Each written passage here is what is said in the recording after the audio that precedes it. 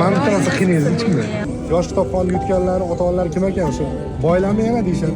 Davlatimiz rahbari shu bolalarimga avtomobil berib bo'lsa ham kitob o'qitaman degan orzu niyatim, maqsadim bo'lardi. Mana shunga erishdik deb yaqinda yana aytib o'tdilar.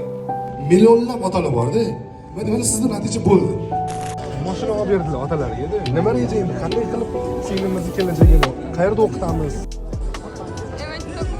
MITmi? MIT. Молодец, MIT. Zo'r MIT. Nima qilaylik mana otalar, millat otasi sifatida mana sizni qizingiz shunaqangi sizni aziz qilib, mana shunday kitob o'qib avtomobil yutib berdi-da.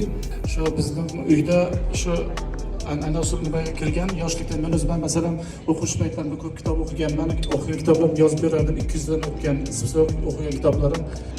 Qanday bo'ldi endi? Mana o'zingiz kitob o'qing. Nechta kitob o'qidingiz mana shu tanlovda yutish uchun? Kitob o'qisam sanab o'qimayman kitob. No, taxminan nechta o'qidingiz? Umumiy shubatgacha o'qigan kitoblarim 400 dan oshib ketdi. 400 dan oshib. Shu kitob o'qish uchun boshqa ko'p narsalardan voz kechgan paytlar ham bo'lgan.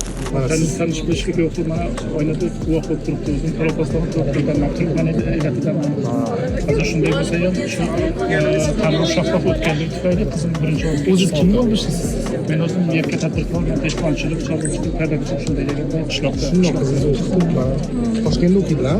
3 ta qizim o'qiydi Toshkentda. Mana ham 3 ta qizingiz o'qiydi. Mana haqiqiy millat otalar. 3 ta qizingiz ham o'qigansiz. Men o'zi eng asosiy maqsadim mashina yutib olish emas edi. O'sha kitobxonlik orqali o'zimni ko'rsata olish edi va maqsadimga yetdim. Mashinani esa dadamga tantanali ravishda sovg'a qilmoqchiman.